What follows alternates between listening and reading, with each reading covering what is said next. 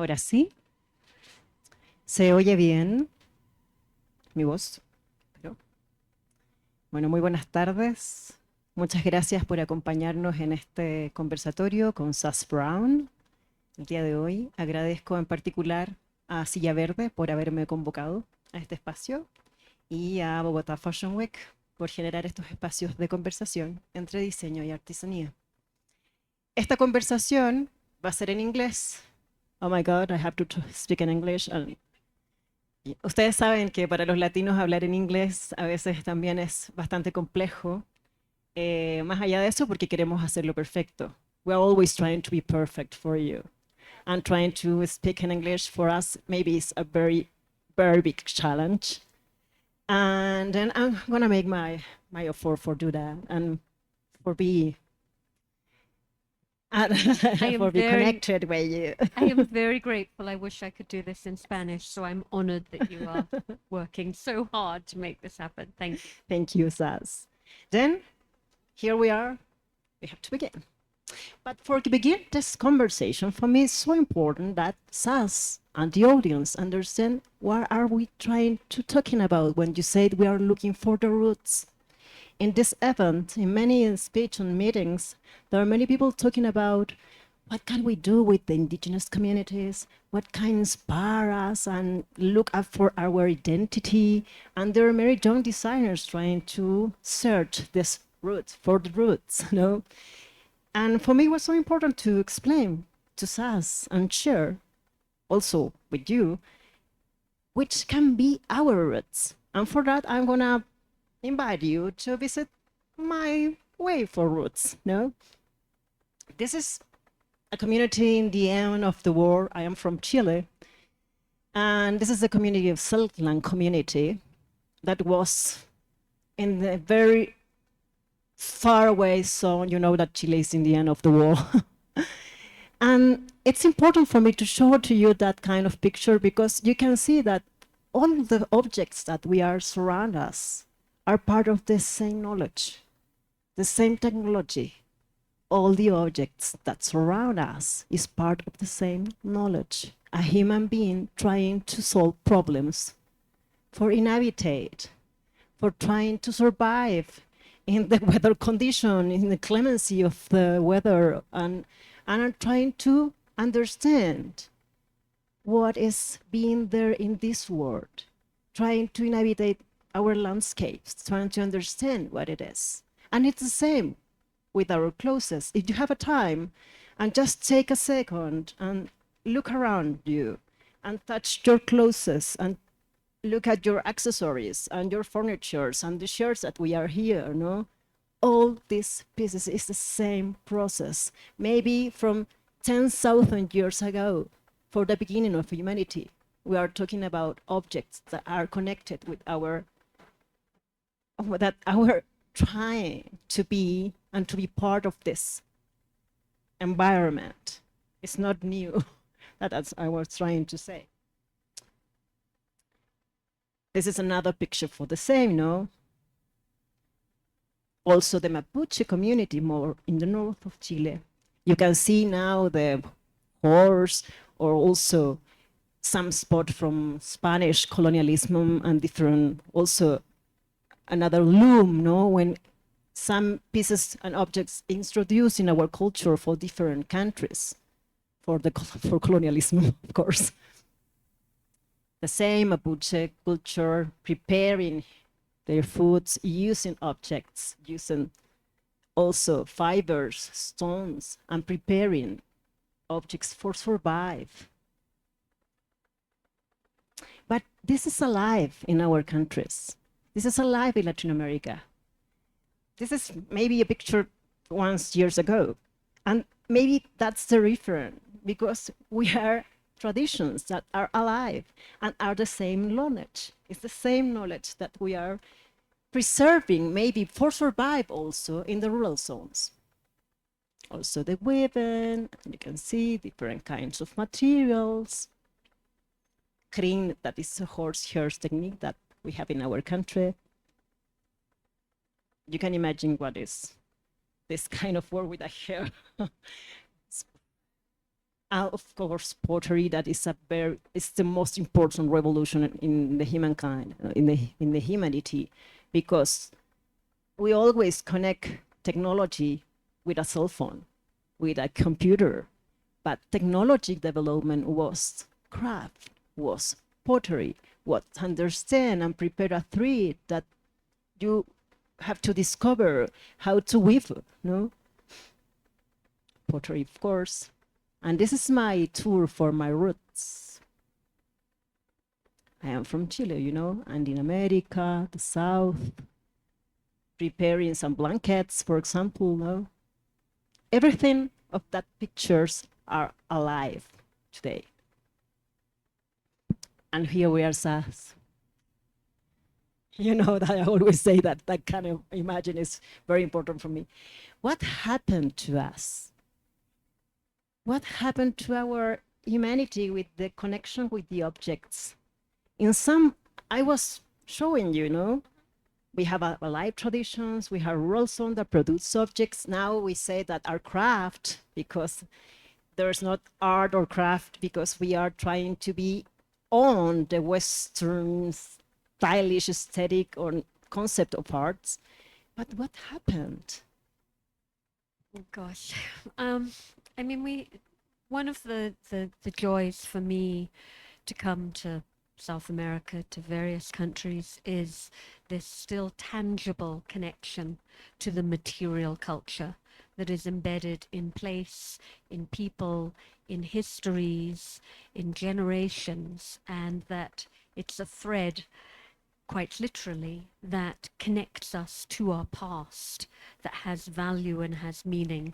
Of course, most of our countries in the West, you know, I live in London, I lived for many years in New York, we've long lost any attachment to our material culture.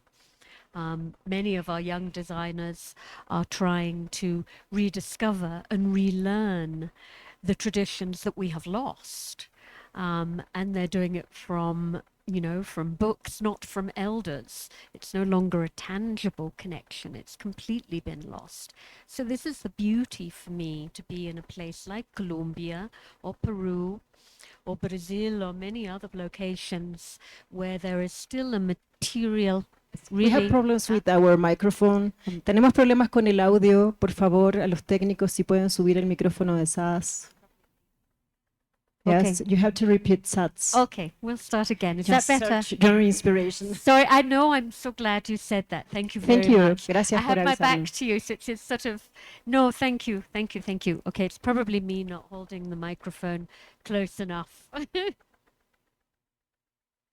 Maybe I think it's No. fine. I just probably. subieron el mío, chicos. Suban el de ella. Por Can favor. you hear me well enough now? Is that better? Still not. Oh no, well you don't. Okay, how about that? Ooh, wow. Okay. All right, we'll try and start that again. I was just saying that one of the joys, one of the real pleasures for me to visit somewhere like Colombia, Brazil, Peru, multiple geographies within South America, is this tangible connection to the material culture that we have so long since lost in places that I have lived in, such as the UK and New York and so on. But this thread of connection to our ancestors, to our values, to our culture, to our knowledge that's handed down across generations is absolutely invaluable. And it's something that it's the reason why the West has raided countries such as, you know, Guatemala, Peru, Colombia, etc., for their material culture, because we no longer have our own. It's a tradition, unfortunately, in the Western fashion system that is unconscionable and unethical, but it is the tradition in very much it's been built on colonialism, post-colonialism. That is changing, thankfully, bit by bit. But the value to these material cultures is beyond calculation for me. But it's okay. Yes, okay. Don't worry. You can take that. When I talk about that kind of change that we happen, because we are full of this kind of things now, this kind of projects that we never know who made it, or it's made with plastic, and maybe they're empty of meaning, they're empty of tradition, and modernity, maybe the modern way to understand things, have emptied the objects, and we replaced things in our culture. We replace that kind of traditional pieces for plastic, and we also replace baskets for plastic bags. And now that is the point, And this is important because we are talking today about eco and sustainable design. And is waste a design problem? It is a design problem, absolutely. It's this. The problem with fashion is that it has separated itself to a great extent from many of the other design disciplines, and it's become about production. It's become about consumption. And as such, that means disposability, that products are made to be disposable, whether that's through fashion trends, whether it's through poor quality materials, whatever it is, so that there can be a constant consumption. We have obviously incredible environmental as well as human issues that come from this problem of waste, that we have developed this linear system of extraction through production through to discarding, instead of a circular system where things can be reused or remade, or in fact they can be made to last to begin with, something of beauty, something that we value, something that we want to hold on to. And that is a very different type of purchase, a very different value that's imbued in it. And many times that will be because of where it's from, the experience that you had while you were purchasing it, who you were with, what it was made of, the meanings imbued in it. There's barely a thing that I wear that I couldn't tell you a story about. Everything has a meaning for me, and I think that's really important.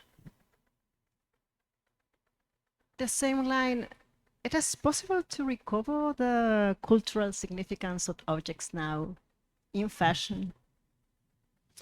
Absolutely, it is. I think it's a very fine line from working with cultural exchange and a knowledge exchange and equal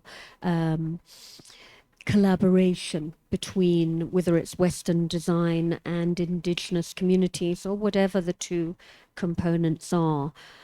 It's something that has to be negotiated very carefully, but there are some very basic rules to it, such as it must be an equal exchange. It's not about simply taking, it cannot be. It must be about crediting the source properly and in every communication. It must be about whatever the exchange of value is, whether that's fiscal, whether it's learning, whether it's whatever it is, sustaining a tradition. But there are some fantastic examples now of designers and brands that work in collaboration with artisan communities who have long-term sustainable relationships that are based as much on the needs of the community as they equally are on the brand and the designer. So it is possible. What do you think that craftsmanship brings to design? I think if we look at luxury as the penultimate or the ultimate expression of design, I don't think there's anything more luxurious than something that is handcrafted. It's what the Western luxury industry is built upon, right? I mean, the tradition of Louis Vuitton or multitude of other companies. It's the same thing when it comes to indigenous or cultures of tradition around the world. It is a knowledge that is rare, a skill set that is very specific to a geography, a location, material access, that has embedded meanings and values, that is true luxury. It doesn't matter whether it's coming from a small village or whether it's coming from an atelier in Paris. It is all luxury. I think Carla Fernandez, the Mexican designer, has been quoted many times as saying that the luxury, the haute couture of Mexico is found in the villages and the mountains. And I think it's a perfect expression of that country's incredible cultural heritage that goodness knows how many brands have raided over the number of years for inspiration. That is really important, because I think that here there are many younger designers that are looking for inspiration, no? And I always said that there's a thin line between the right of inspiration and the cultural appropriation. And what is the pathway for working in a just equilibrated and be connected with the other and not being appropriated? No. Yeah, it is unfortunately something that's not traditionally taught in fashion schools. We're taught in a traditional design degree that the world is full of wonderful people and wonderful places, and we can be inspired by anything and everyone, and the world is our oyster, and go ahead and design what you wish, which clearly is not the way forward and not an ethical means of working, that doesn't sustain, that doesn't value the places and the people and the cultures and the traditions that we have mined. So our process must be about protection, must be about support, and must be about collaboration, and it's perfectly feasible. So, I mean, gone are the days, I don't even know how long ago now, when I would be teaching in a fashion design program and I'd look at a student's inspiration board, their mood board, and it might be covered in African images or Guatemalan or any number of spaces, and I might say, gosh, that's beautiful and inspirational, what fantastic colors and patterns. Now my first question, and would have been for many years now, is who are you depicting here? What do you know of this tradition? What are the values embedded in this?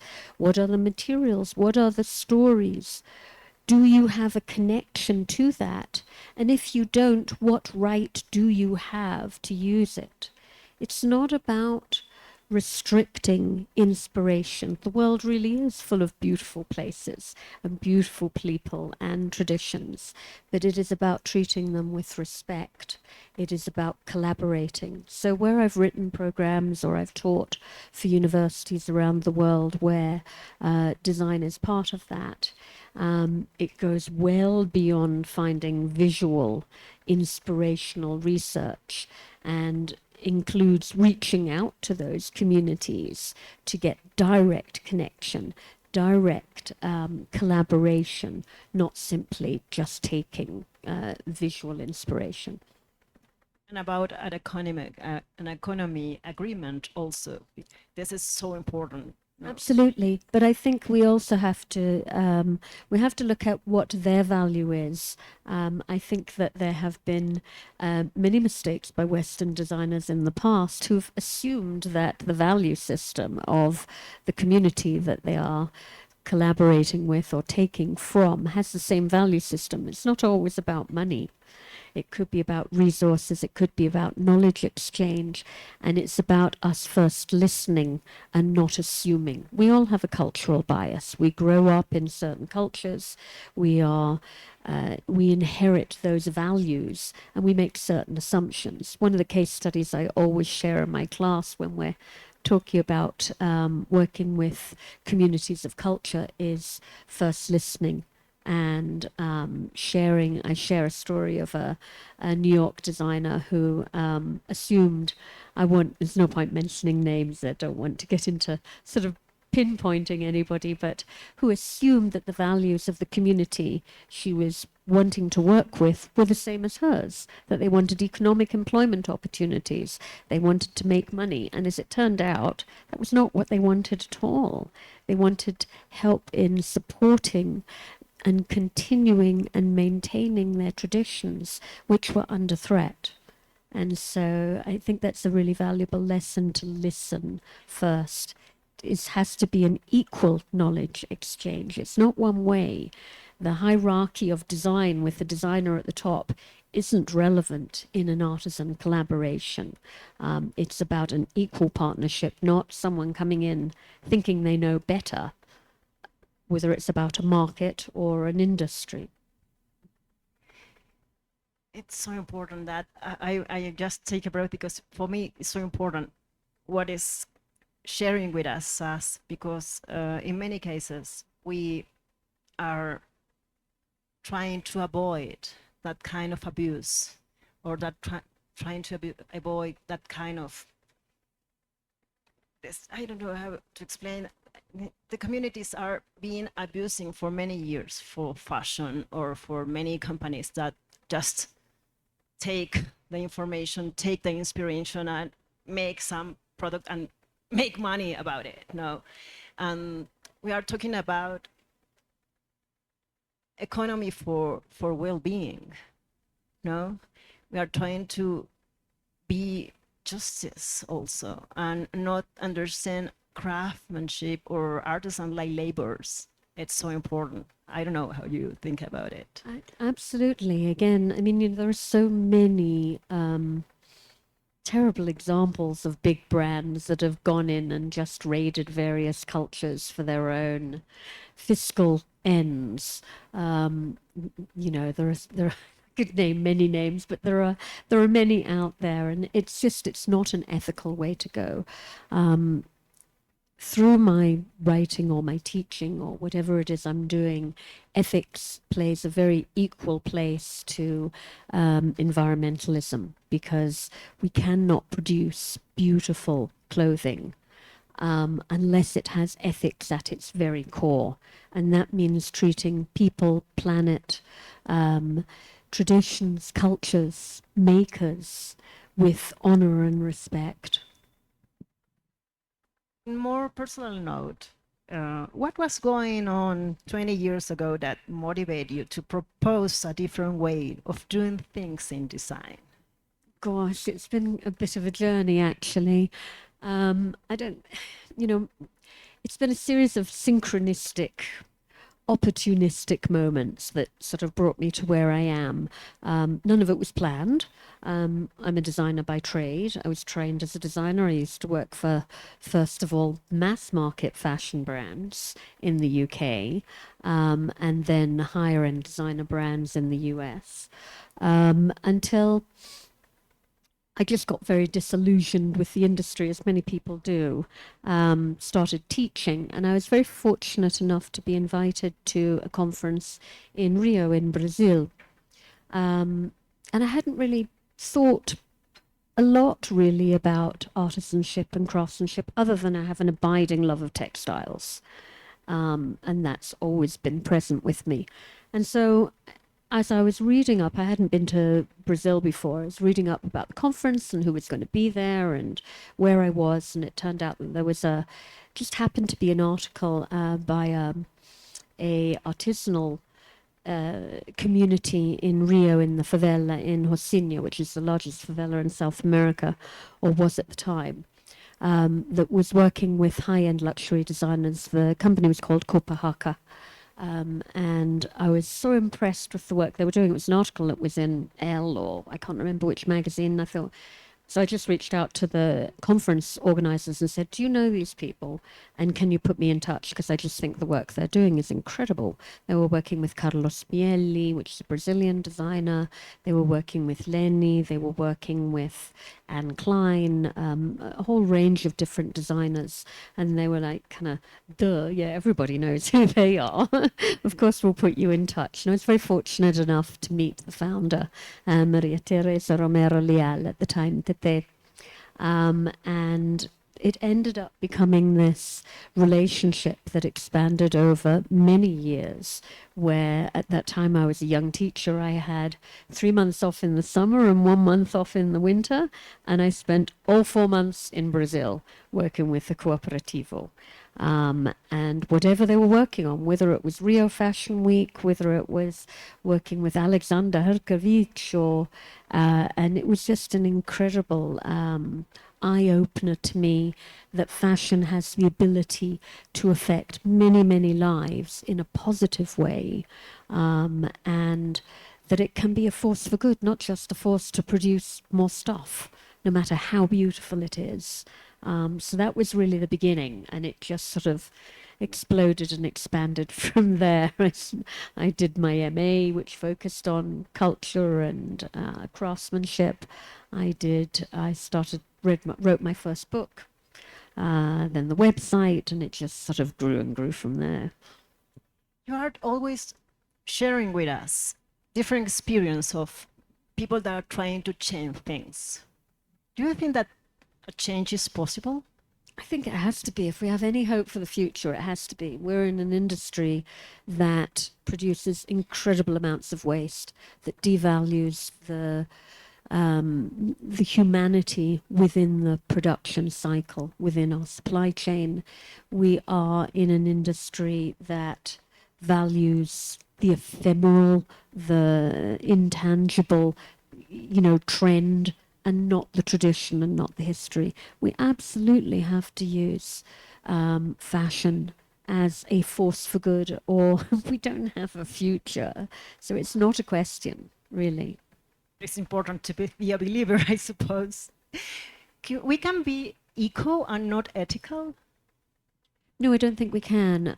The most beautiful garment, no matter how conscious the material choices are, if they don't value people in the supply chain, if they don't honor the role of the maker, if they don't honor the role of the inspirer, or if that's a place or a person or whatever, I don't think it can be ethical.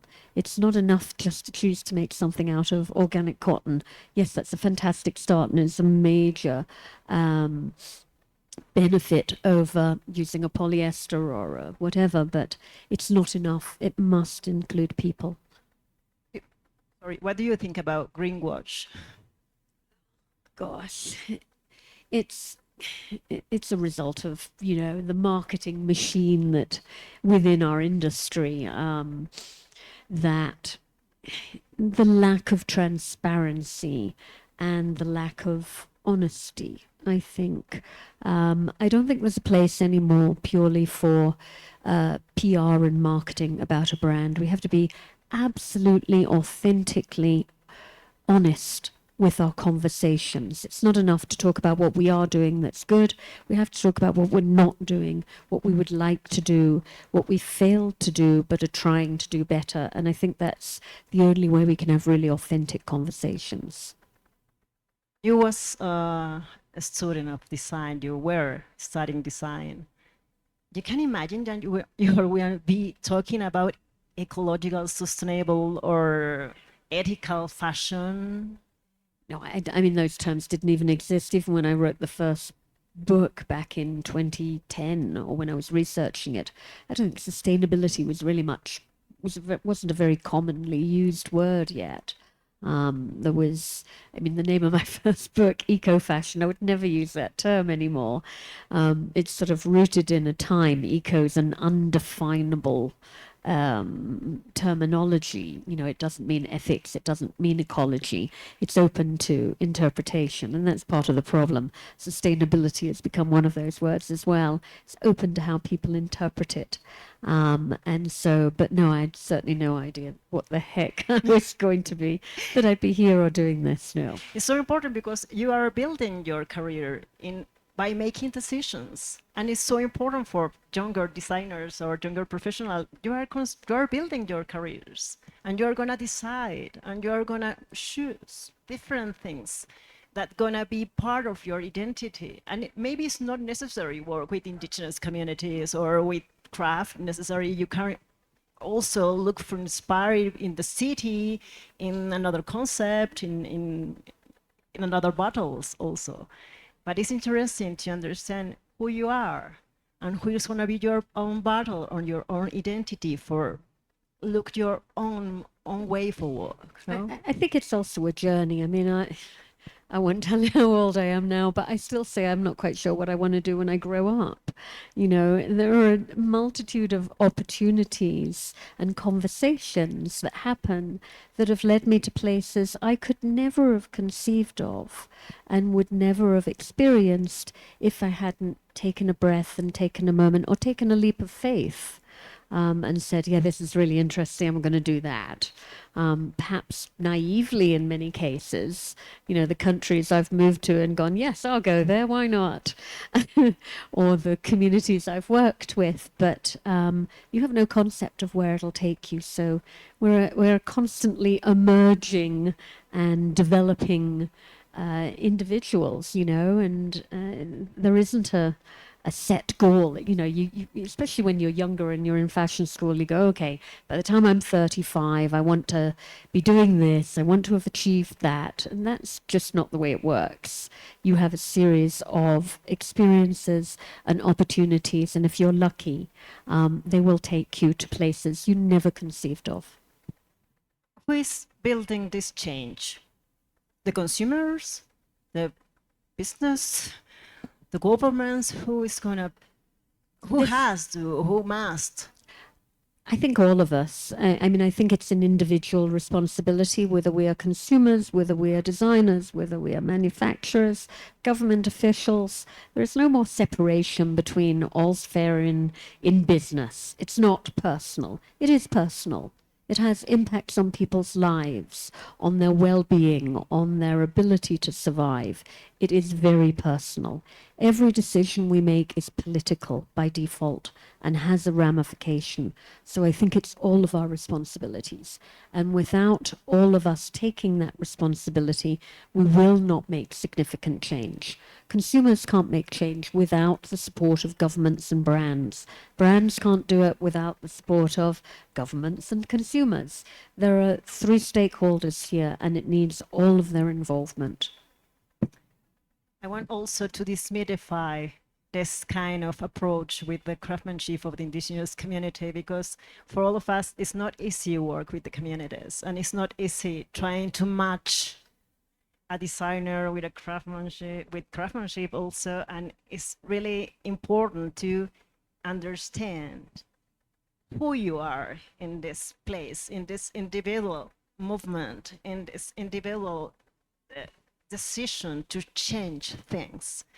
And maybe if you are clear, you have just an idea of your purpose there, or you're trying to look for your purpose, it's very important to have that kind of idea that maybe it's not going to be easy. It's never easy working with artisans. They don't fit smoothly and easily into a supply chain. You know, it's not about, okay, you're a maker, I am going to tell you what to make, end of topic. This is when I want it, this is how much I want to pay. Those are all things we cannot do with artisans.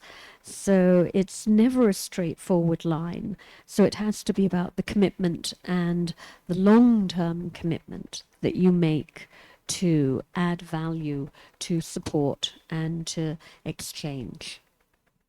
And for the end of this conversation, Sas, what can you share with this community that is an individual decision also? You say that maybe it's the different stakeholders that have a mission for change, but what can we do for be part of this change of cultural values also? What we can do, the first steps maybe, you know? I think, you know, one of the first things in my master's program at Kingston that I talk about with my students is we have a lecture course where each week we have a different theme and we focus on the challenges and the problems of the fashion industry. So it might be about waste, it might be about pollution, it might be about labor, craftsmanship, a whole range of different topics. And we look at problems and we look at solutions.